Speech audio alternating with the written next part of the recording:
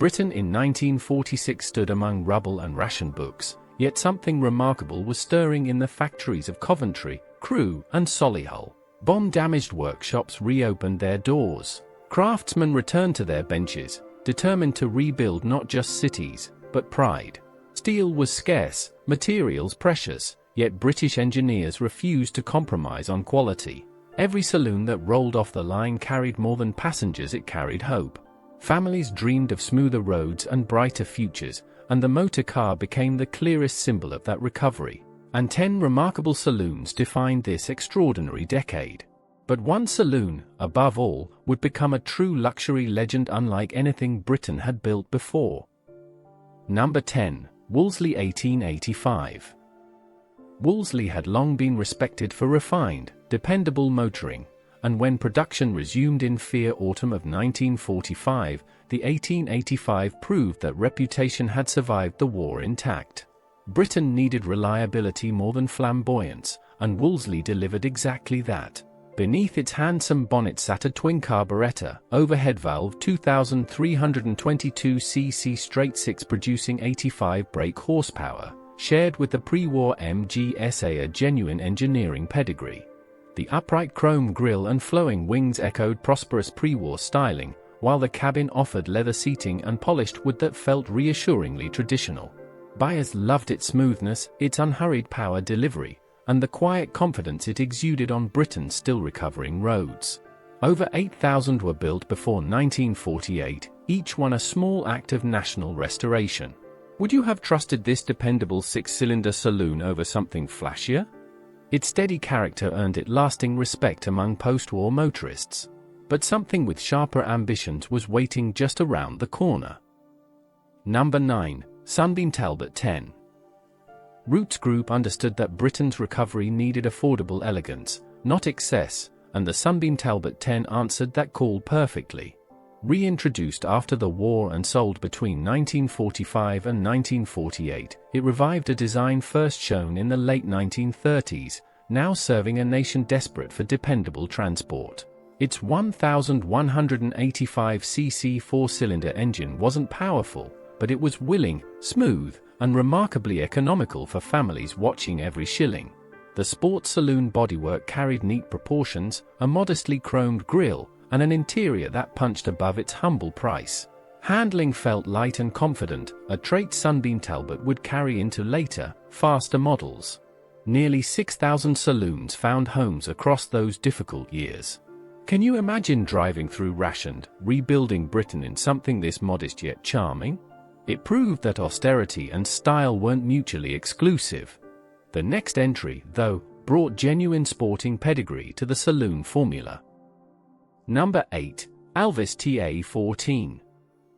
Alvis had lost its entire factory on a single devastating night in November 1940, bombed into rubble during the Coventry Blitz. That the company returned at all was remarkable. That it returned with the TA14 in 1946 was a triumph of British resolve. Built by Mullinus of Birmingham, the four-light sports saloon carried an 1,892 cc 4-cylinder engine producing 65 brake horsepower through a synchromesh gearbox, engineered with the meticulous care Alvis was famous for. Testers of the day praised its sure-footed handling and impeccable refinement, noting the engine's quietness concealed how few cylinders it actually had. The cabin blended traditional wood and leather with genuinely confident road manners. Over 3,000 were produced by 1950. This wasn't simply a car, it was a statement that British craftsmanship could rise from ashes. But the greatest saloon marquess hadn't yet shown their hand. Number 7. Riley RMA and RMB. Few post-war saloons captured hearts quite like the Riley RM, launched in 1945 as a genuine new design rather than a warmed-over pre-war leftover. Inspired by Riley's beloved Kestrel saloons, it introduced torsionic independent front suspension that transformed ride comfort for British motorists. The 1.5-litre RMA arrived first, followed a year later by the longer, 2.5-litre RMB with its 2,443 cc 4-cylinder Big 4 engine. Styling remained gracefully traditional, flowing wings, a narrow chrome grille, and beautifully finished wood veneer inside, yet the driving experience felt genuinely modern. Enthusiasts adored its precise steering and surprisingly sporting character for a family saloon. Would you have chosen the nimble RMA or the more commanding RMB?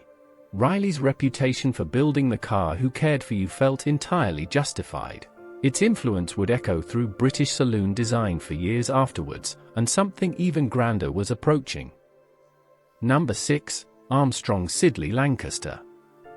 Armstrong Siddeley entered peacetime with genuine ambition, and the Lancaster, launched in 1945, became the company's first true post-war sports saloon.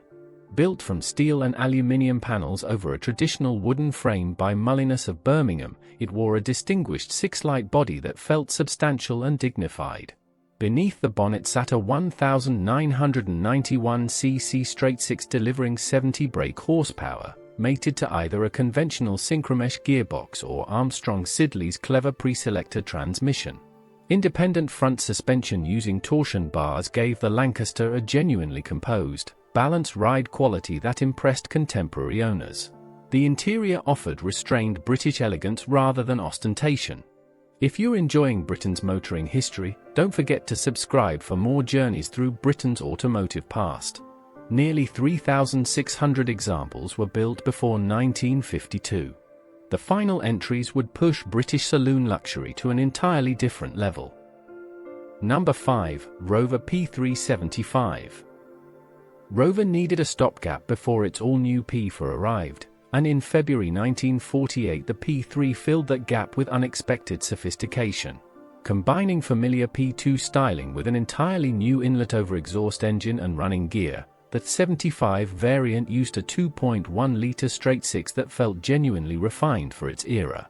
Crucially, the P3 became the first production Rover fitted with independent front suspension as standard, a significant engineering milestone for the Mark. Inside, individual leather front seats, a polished wood dashboard, and even an unusual sunroof gave the cabin real character. Rover's engineers modified Girling's suspension system specifically for this application, demonstrating genuine technical ambition despite material shortages. Nearly 8,000 examples of the 75 were completed before 1949. Would you have preferred Rover's quiet sophistication over flashier rivals? The pace was about to quicken considerably. Number 4. Sunbeam-Talbot 90. Announced in July 1948, the Sunbeam-Talbot 90 signaled roots group's growing confidence as Britain's recovery gathered pace. Though it shared underpinnings with earlier models, its bodywork appeared genuinely fresh, featuring a distinctive pillarless join between rear door and quarter window glass, topped by Sunbeam-Talbot's signature reverse-sloped rear styling. Power came from a redesigned 1944cc four-cylinder engine driving through a four-speed manual gearbox, offering brisker performance than its predecessor. The full-light sports saloon body struck a genuinely elegant profile, while the cabin balanced comfort with sporting intent. This was a saloon built for buyers who wanted refinement without sacrificing driving enjoyment.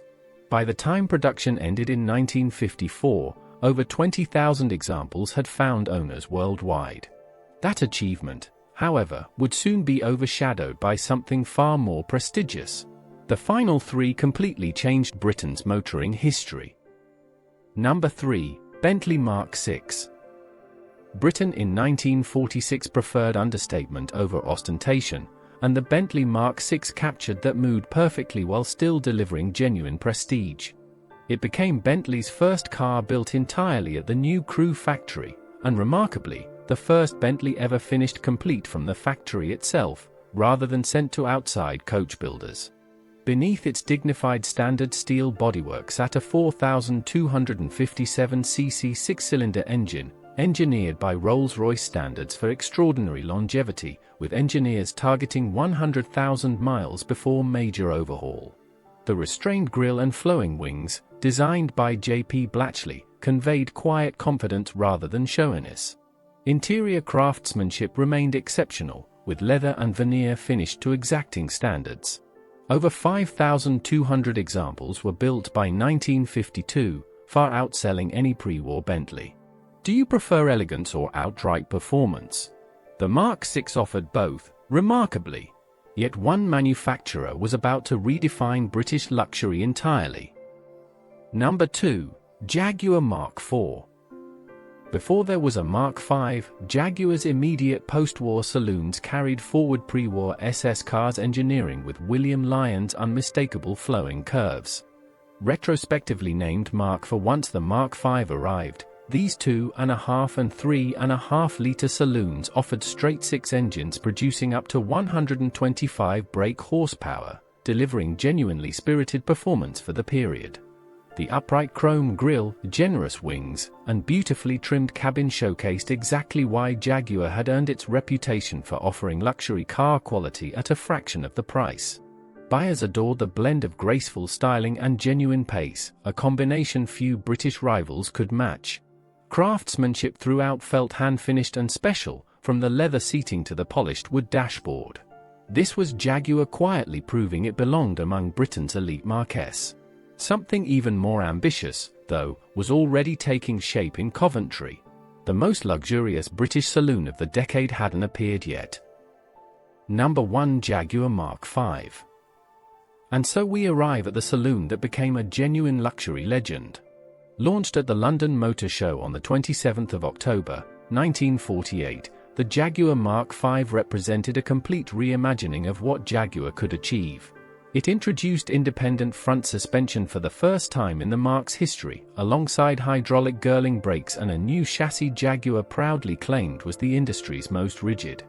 Power came from the familiar 2.5 and 3.5-litre straight-six engines, now smoother than ever within this transformed platform.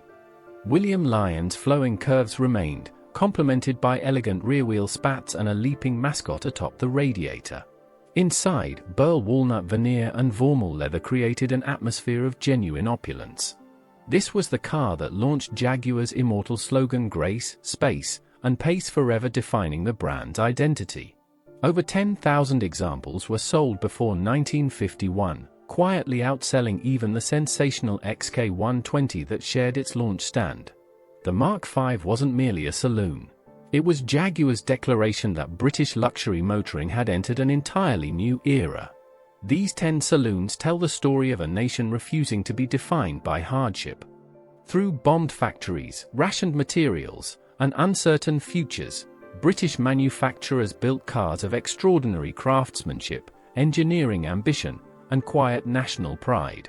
From Wolseley's dependable elegance to Jaguar's luxurious triumph, each saloon represented recovery made tangible in steel, leather, and chrome.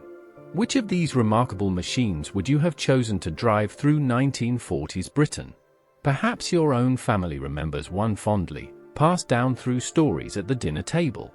Share your favorite British classic in the comments below. We'd love to hear your memories.